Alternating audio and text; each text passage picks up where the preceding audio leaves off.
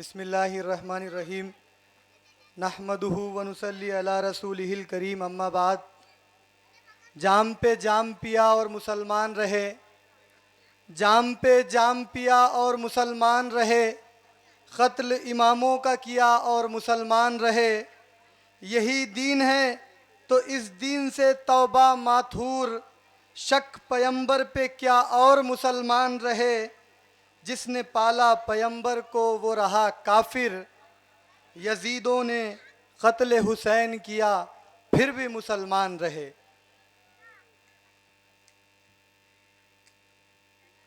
मुफलिस जो अगर तन की ख़बा बेच रहा है, तन जिस्म को कहते हैं, बॉडी को।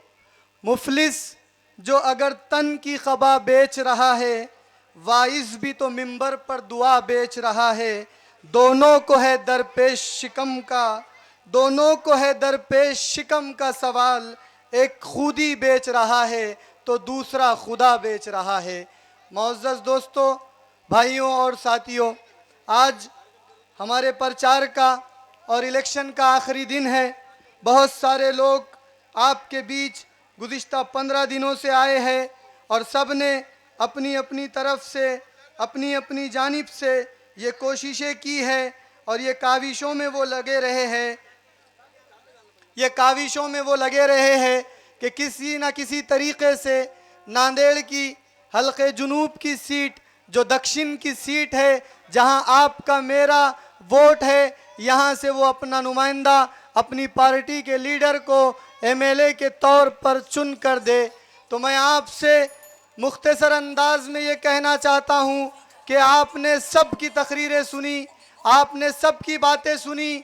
आपके बीच शराब पीकर आने वाला और शराब पीकर दरगाह में जाने वाला वो उम्मीदवार भी है, तो आपके पास दूसरा वो उम्मीदवार भी है जो दलितों के हत्याओं का और उनका हत्यारा है और दलितों के कत्ल का जिम्मेदार है। तो तीसरी जानिब आपके बीच वो उम्मीदवार भी है जो 2 दिन पहले तक फारूक अहमद से ये कहता है कि फारूक भाई, यहाँ से एमआईएम का कोई उम्मीदवार नहीं है, आप कोशिश करो, आप मेहनत करो, जीत आपकी है। तो तीसरी जानिब आपका वो उम्मीदवार भी है और चौथी जानिब आपका वो उम्मीदवार है जो गुज़िश्ता 5 सालों से इलेक्शन हारने के बावजूद आपके बीच ठहरा हुआ है, आपके बीच काम कर रहा है और आपके बीच मेहनतें कर रहा है। अब इंतखाब का वक्त है, 2 दिन के बाद आपको हक़ राय दही देना है और आपको आपका वोट डलवाना है।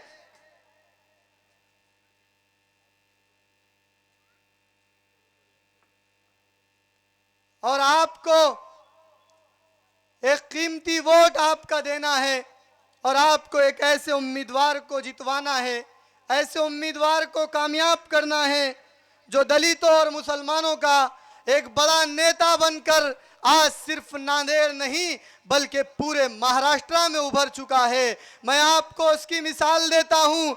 अभी रैली जब मोंढे से गुजर रही थी तो एक हिंदू भाई की जुबानी मैंने ये अल्फाज सुने कि नांदेड़ के अंदर फारूक अहमद एक ऐसा मुसलमान नेता बना है कि नांदेड़ शहर में आज से 50 साल पहले तक फारूक पाशा और नूरुल्लाह खान के बाद किसी मुसलमान नेता की रैली मोंढे से नहीं गुजरी।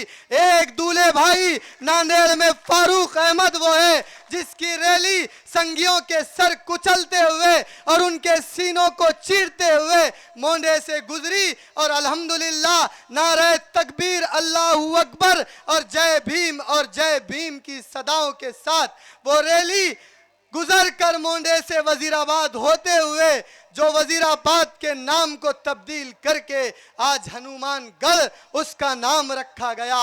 उसी हनुमानगढ़ और सैयद वजीर अली शाह रहमतुल्लाह अलैह की धरती से हम गुजर कर दूल्हे शाह रहमान रहमतुल्लाह अलैह की धरती पर आ खड़े हैं। तो अब नौजवानों, आपकी जिम्मेदारी है, आपको बतलाना है कौम के उन दल्लों ने, कौम के उन गुत्तेदारों ने, कौम के उन लफंगों ने, कौम के उन गुंडों ने, कौम के उन नाम निहाद लीडरों ने, कौम के उन नाम निहाद गुत्तेदारों ने चंद पैसे लेकर यहाँ आए हैं और फारूक अहमद के सामने आपको पैसा दिया जा रहा है। एक तरफ आपको नोटों के ढेर लगाए जा रहे हैं और दूसरी तरफ आपका एक ईमानदार, आपका एक वफादार, आपके लिए काम करने की तड़प रखने वाला खुददार नेता आपके सामने खड़ा हुआ है।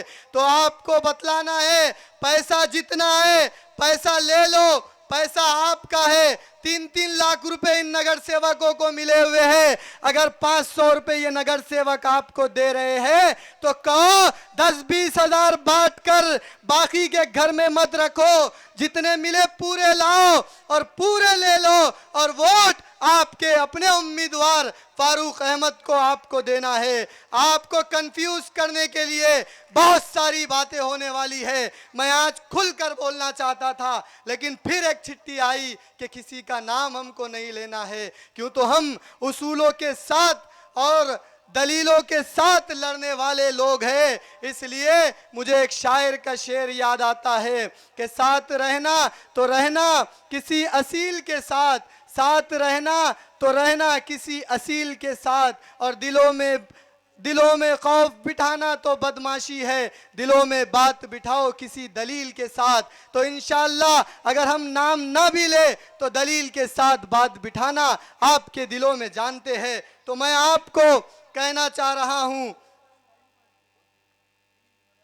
मैं आपको ये कहना चाह रहा हूं, बहुत सारे लोग पैसे लेकर आएंगे तो दूसरी जानिब कुछ लोग जो मुसलमानों में से है और ये कहेंगे, एक अखबार का एडिटर लिख रहा है कि ये ऐसे है वैसे है, ये मुसलमान नहीं है। मैं खुल के बोल रहा हूं कि मुसलमान कौन है और कौन नहीं है ये इख्तियार अल्लाह रब्बुल इज्जत ने नबियों को नहीं दिया था। ए दल्लो, ए 500 में हिजड़े को मर्द लिखने वाले अखबार के एडिटर, तू ये नहीं कह सकता कि कौन मुसलमान है। अल्हम्दुलिल्लाह हमने देखा है एक अल्लाह एक नबी को मानने वाला हमारा उम्मीदवार है। अल्हम्दुलिल्लाह औलिया अल्लाह की इज्जत और एहतराम करने वाला हमारा उम्मीदवार है।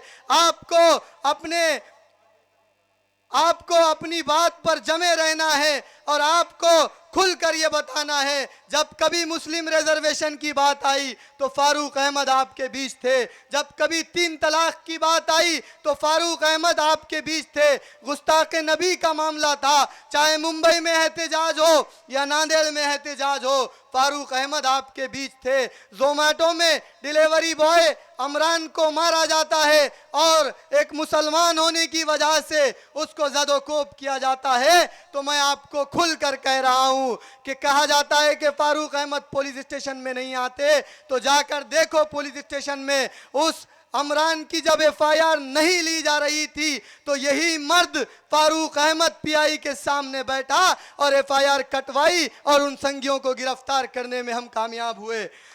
जितने मसले यहाँ पर उठाए जा रहे हैं और जितनी बातें आपके सामने कहे जा रही है, और ये बात आपको खास तौर पर कही जाती है कि अगर आप अपनी नुमाइंदगी खड़ी करेंगे तो बीजेपी चुन कर आएगी। कुछ नगर सेवक महल्ले शरीफ खड़गपुरे के भी ये कह रहे हैं। तो उन नगर सेवकों को, उन निकम्मों दल्लालों गुत्तेदारों को मैं आज के मंच से खुले अल्फाज में कहना चाह रहा हूं, आज से 2 साल पहले तक तुम्हारा जो अब्बा था शिवाजी नगर पर जिसकी मजार है वो अशोक चौहान आज कहाँ है? ये अशोक चौहान को जितवाने के लिए भी तुम यही कहते थे। तुम जिन भास्कर राव पाटिल खतगांवकर को जितवाने के लिए कहते थे कि अगर मुसलमान लड़ेगा तो बीजेपी जीत जाएगी, कहाँ खड़ा है आज भास्कर राव पाटिल खतगांवकर? 2 मर्तबा बीजेपी में जाता है फिर कांग्रेस में आता है, कहाँ है आज पोकरना? तो ये सारी मिसालें आपके सामने खड़ी है। और आपको कुछ बुजुर्ग किस्म के लोग ये भी कहेंगे कि अगर आपकी नुमाइंदगी 2 मुसलमान उम्मीदवारों के बीच आपके वोट तकसीम हो गए तो यहाँ से कोई संगी जीतेगा, तो उनको कहो कि सिर्फ मुसलमानों के वोट फारूक अहमद के साथ नहीं है बल्कि दलितों के 25 से 30 हजार वोट लेकर ये चल रहे हैं। अगर मुसलमानों के 20 हजार वोट मिल गए तो इंशाअल्लाह ताला मैं बड़े दावे के साथ अपनी बात कह रहा हूँ कि आज खड़गपुरे के जो 4 कॉरपोरेटर है एक को भी हम बाकी नहीं रखेंगे। आने वाली नगर पालिका में आपके बीच से पढ़े लिखे और काबिल लोगों को चुनकर हम बल्दिया के अंदर भेजेंगे। ये फारूक अहमद का डर अभी से ये नगर सेवकों को सताया जा रहा है। ये फारूक अहमद ईमानदार है, करप्शन वालों को पसंद नहीं करता, गुंडों को पसंद नहीं करता, कमीशन खाने वालों को पसंद नहीं करता। यही बात इनको चुभ रही है और ये सोच रहे हैं कि अगर फारूक अहमद जीत गया, रुकने असम्बली बन गया, तो हमारी दाल रोटी बंद होगी। तो इंशाअल्लाह इन्होंने आज तक आपके नाम पर जो रोटी सेकते रहे और अपनी दाल रोटी का इंतजाम करते रहे, तो आपको इनकी दाल रोटी बंद करने का वक्त आ गया है। और आपको बतलाना है कि इस नांदेड़ से जो दलित मुसलमानों का नेता सबसे बड़ा नेता बना है, ये सिर्फ मैं नहीं बल्कि गैर मुस्लिम कह रहे हैं कि मुसलमानों का सबसे बड़ा लीडर आज फारूक अहमद है। तो आपको बतलाना है कि फारूक अहमद को हम इंशाअल्लाह ताला 20,000 से ज्यादा की लीड से नांदेड़ से रुकने असम्बली बनाएंगे। और ये खड़गपुरे में जहां से आखिरी सभा हो रही है, इंशाअल्लाह ताला आने वाली 23 नवंबर को इसी खड़गपुरे से हम जश्न नांदेड़ मनाएंगे। और इन निकम्मों और दल्लालों और इन कौम की नाम पर झूठी नुमाइंदगी करने वाले गुत्तेदारों को और गुंडों को और सबको जो 20-20 साल से हम पर राज कर रहे हैं, ये चौथी फेल नगर सेवकों को इंशाअल्लाह ताला यहाँ 23 नवंबर से इनका खात्मा होगा। दोस्तों, आपको एक रहना है, आपको पूरे इत्तेहाद के साथ अपने वोट का इस्तेमाल करना है। अगर कोई वकील आपको आकर एक 70 साल के ऊपर का आदमी जो वकील है और वो आकर कह रहा है कि हम मौलाना सज्जाद नौमानी को ताईद नहीं मानते, अरे झुट्टे, तेरे ही लिए अल्लामा इकबाल ने कहा था, पैदा हुआ जब वकील तो शैतान ने हंसकर कहा, लो आज हम भी साहिब औलाद हो गए। मैं आज तक ईमानदार वकीलों को देखकर ये सोचता था कि मेरी कौम में वकालत करने वाले ईमानदार वुकला है, लेकिन ना अहल ऐ कौम के दल्ले वकील, तुझको कह रहा हूं सुन ले, मौलाना सज्जाद नौमानी तुझ जैसे झूठे नहीं बल्कि हमारे वो कायद है कि इस फलस्तीन और इजराइल की पूरी लड़ाई के अंदर इजराइल जैसा संगी मुल्क उस शख्स को, उस कायद को, इस्माइल हानिया को अपना लीडर और अपना रहनुमा मानता है, तो वो इस्माइल हानिया भी अपने शेख मानते हैं, वो मौलाना सज्जाद नौमानी है। 2 टक्के में बिकने वाले, 1500 की फीस लेने वाले दल्ले, तुझको इसलिए कह रहा हूं कि कौम को गुमराह करने का काम बंद कर दो। अब तुम्हारी ये चलने वाली नहीं है, लंबी लंबी शेरवानियां पहनकर आकर मीडिया के अंदर बाइट देते हो और कहते हो कि हम सज्जाद नौमानी की ताईद दक्षिण में नहीं मानते, उत्तर में मानते हैं। अरे तेरे मानने नहीं मानने से क्या होगा, तेरे अपने घर के 4 रोड भी बेटे उत्तर में है, अपनी उधर झक मरा, इधर आरी करूं मत।